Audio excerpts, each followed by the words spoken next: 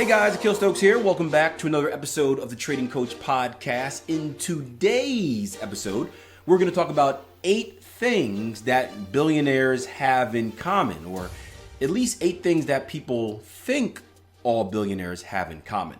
But before we hop into the episode, do me a big favor if you haven't done so already. Head over to iTunes, leave me a rating and a review. That is the biggest way you can help the podcast aside from sharing it, which you guys do a great job of doing. We're almost at episode 200 and it's amazing how many people we've already reached, and I want to keep reaching more and more and more. So leave me a rating, leave me a review, share this on social media. And of course, if you're interested in more of the trading side of things, visit www.tier1trading.com, get your hands on some free education and start becoming more financially educated and start learning how you can take control over your financial future.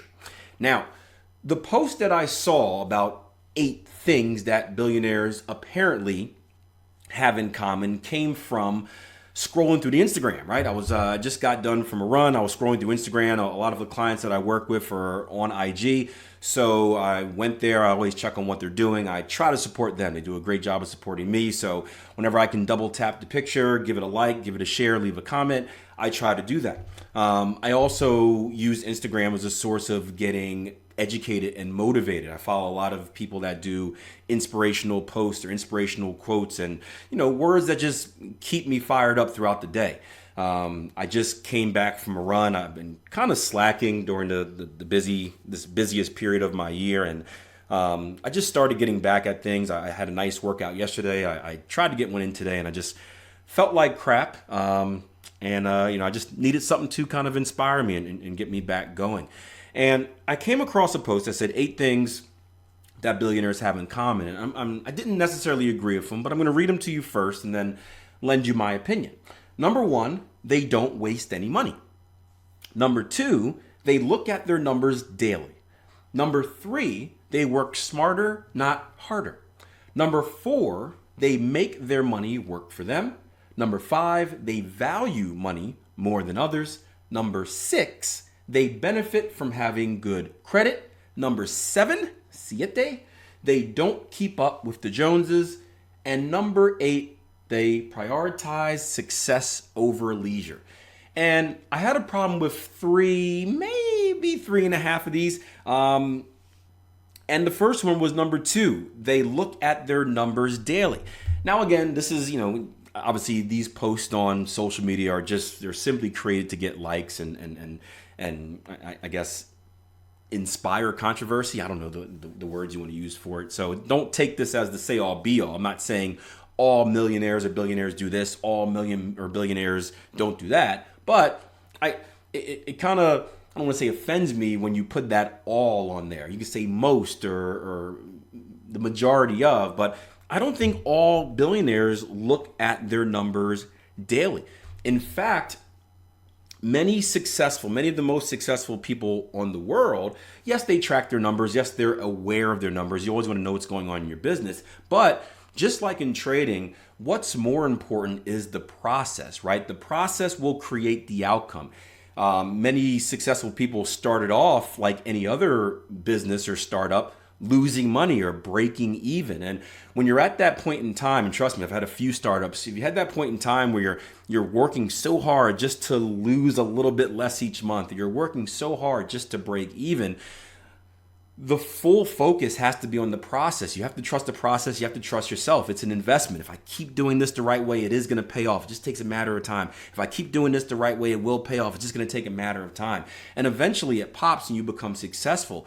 And what you do is you carry that same successful mindset with you, even when you're making a lot more than what you were when you first started off. It's the process. How can I do things the right way? How can I become more efficient? How can I be more productive? And the numbers are simply a result. If you're sitting there staring at the numbers, right? Because if you've ever been in the stock market and you pay attention to earnings, there are so many things that affect earnings, man. Weather affects earning, natural disasters, just stuff going on in the world. All of that can affect your bottom line.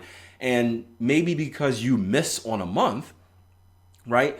it doesn't necessarily mean that everything is going to crap. It doesn't mean that the world is going to explode. It means like, hey, maybe this happened and that had an effect on it. We got to take that into account.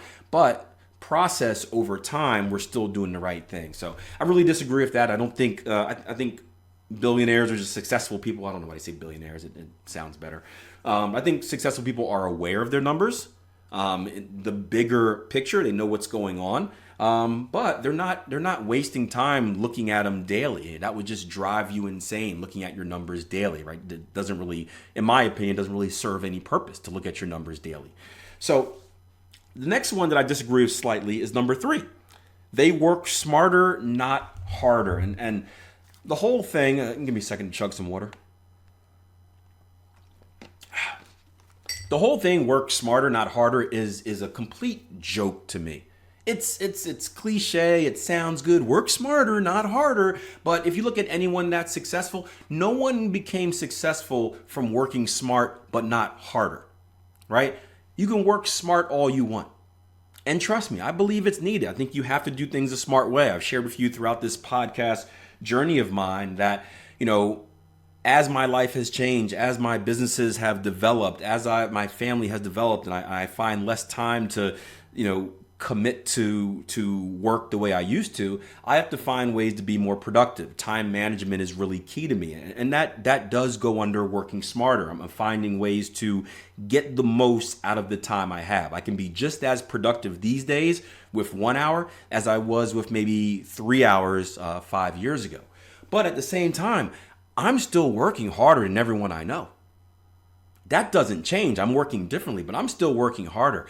And you have to work hard if you want to be successful. You can be smart all you want. If you're not putting in the work, right? If you're not putting in the time, the effort, you're not going to get anywhere. So I think it's a combination of both. Obviously, you want to work hard and smart, but I also believe that hard work, if I had to choose one, working harder or smarter, I would work harder. Because even though it I may be less efficient, it may take me a lot more time to get something done. By the pure fact that I'm working hard, I'm going to get something done. By the pure fact that I'm just working smart doesn't necessarily mean that I'm going to get something done in the same time as the harder worker. So that's my opinion on it. Again, I'm a little bit biased. I've gotten to where I'm at in life just by working harder than everyone else. I had to kind of adapt working smarter to get to the next level, but I still think hard work pays off. And, even if you're not working smart by process of elimination, you work hard enough, eventually you'll get the right answer. It actually brings you back to probably make this a podcast for another day.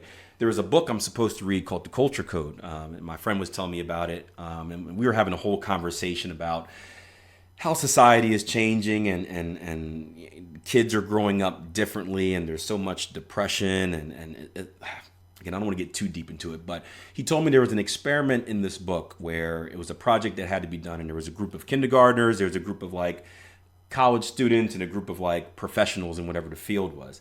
And the children in the book outperformed the college students and the professionals. And a lot of it had to do with communication. The older generation was a little bit too sensitive to really put their ideas out there because they didn't want to hurt anyone else's feelings. But essentially the kids were brutally honest with each other, and they just tried and tried and tried. And they would try something, they'd mess up, they'd try something else. They tried something, they mess up, they tried something else. So they weren't necessarily working the smartest per se, but they were working very, very hard. And each time they found a way not to do it, they just kept working hard on the next way, and they kept working hard on the next way, and eventually they got it done. So don't necessarily agree with that one. Number 5, they value money more than others. And I do think you have to value money, obviously, but I don't necessarily think successful people or billionaires value money, right? If you want to be massively successful, it's not because of the money. Trust me. We've gone over this before, but once you make a certain amount, money stops providing the same happiness, right? When you're poor, a little bit of money makes you happy, right? You have nothing to your name, $10,000 makes you happy, right? You got a little bit to your name, $100,000 makes you happy, right? Once you get, $100,000 plus, it stops having the same effect. There's not really, don't take this the wrong way. There's always stuff you can do, especially if you're an investor, but the difference between, 10,000 and 100,000 is a lot different between, say 10,000 and 200,000, 10,000 and 500,000 as far as like happiness in fulfilling those basic needs of life, meaning paying my bills, eating, not worrying about, having the house foreclosed on me, the basic necessities, right? Once you get over $100,000, I think it's even less than that, obviously depending on where you're at. I think in the US it's like 75,000. Once you get over 75,000, you can quote unquote live comfortably, not fear of any like bad stuff happening. So after that level, the amount of money that you have really decreases your happiness because you're no longer in that fearful state of like, am I going to make it? Although people aren't good at managing money these days. No one has enough in their savings to really have that rainy day fund. So, maybe that's not the case. Maybe that's getting less and less as people become less financially responsible.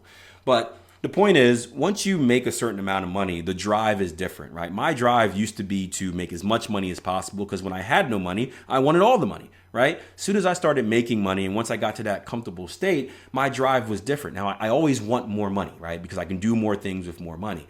But when it comes to doing more things, what more things can I do? And the more things that I can do really comes back to my value. I value helping others. I value setting up kind of a legacy, right? So when I look at it now, right, if I were to ever get extra money, the first thing I do with it is I invest it. Why do I invest it? For myself? No, I don't care about myself. I invest it for my future generations. I invest it so I can set up something where my kids can have success when they're older, right? So it's purposeful. It's not for me. I don't value money. I value the outcome of what that money can do. I value being able to make charitable donations and help people of need, right? Those are the value. Now, money is needed to do that, but I hope you guys can see there's a difference. I don't value the money. I don't value the physical money. I value what the money will allow me to do and how I can help others with that money. And that becomes the game, much more than just money. So, and I don't know if it meant it that way. I don't know if it meant value money as far as like they don't waste it. There's another one that said they don't keep up with the Joneses. So I kind of thought that said that kind of handled the value as far as don't spend it on dumb stuff. But at least this is just how I interpreted it. And the last one, which is I kind of agree with it, but don't. It's number 8. They prioritize success over leisure. And if you made me vote, I would say I'm in favor of this. I sacrifice. There we go. I sacrifice my leisure all the time for success, right? I am in complete grind mode right now. I'm willing to invest the next 20 years of my life and digging myself into the dirt, working hard so that I can live out the last 40 years of my life doing whatever I want and not doing anything that I don't want to do, right? But I think that I value success very, very hard, but I think there's a combination. The reason I do what I do, and the reason many successful people do what they do, is because they value freedom of time. They want to be in the position where they can do whatever they want whenever they want. They want to go on a vacation. They don't have to call into a boss and say, "Hey, boss, do you mind if I take off these 2 weeks?" If they just don't feel like waking up and going to work one day, they don't have to call anyone. They can do what they want when they want. They're in complete control of their time, in complete control of their life. And I think, and that's what I value. I think that's what many successful people value. Now, because we're kind of driven a little bit differently than your average person, I think we often choose success, right? We can have, for example, I had an off day on Sunday, and I could have chosen to sit on my butt and do nothing all day, right? And I did that for some of the day, watching my Philadelphia 76ers lose, and hopefully they win the series by the time this podcast comes out. But I always find myself, whenever I get a few days off, I find myself saying, "Hey, Akil, I'm going to do nothing. I'm going to sit back. I'm going to binge watch Game of Thrones and catch up, and I'm going to do this." And lo and behold, what happens? I end up waking up 5 o'clock in the morning. I end up turning on the computer. I end up being productive because I'm driven to do that. I think it's something that's in our blood. It's in our DNA. It's in our makeup to grind. I think that's what separates the successful people or the successful mindset from others. So I don't want to say I prioritize success. I prioritize leisure. I prioritize being able to do whatever I want whenever I want. But just like the value of money, success is what allows me to do that. So I see success as a way to earn leisure. And kind of like having money in the bank, even if I'm not using that leisure, I could if I wanted to, right? I have no intentions of going out and buying a Ferrari, but I could if I wanted to. I just don't choose to. It's one of those type of deals. So that's my opinion on the 8 things. Do me a favor, give me some feedback. Let me know what you think. Again, I'll read through all of them again. Number 1, they don't waste any money. Number 2, they look at their numbers daily. They work smarter, not harder. They make their money work for them. They value money more than others. They benefit from having good credit. I think that's a no-brainer. They don't keep up with the Joneses, meaning that they're not kind of always getting the next big thing just because, like, the gold chain, the Ferrari, the newest, $1 million suit. And then the last one was they prioritize success over leisure. So I'd love to hear your opinion, not only on what you think of these things, which ones you value, what you think about my opinion as well. And am I wrong? Am I right? I mean, I guess it's opinion, so we can't be wrong or right. But I'd love to spark the conversation. And I think in these days and times, we do too much arguing and not enough conversing. Everyone's kind of arguing, and instead of listening to the other person, they're kind of just generating their comeback.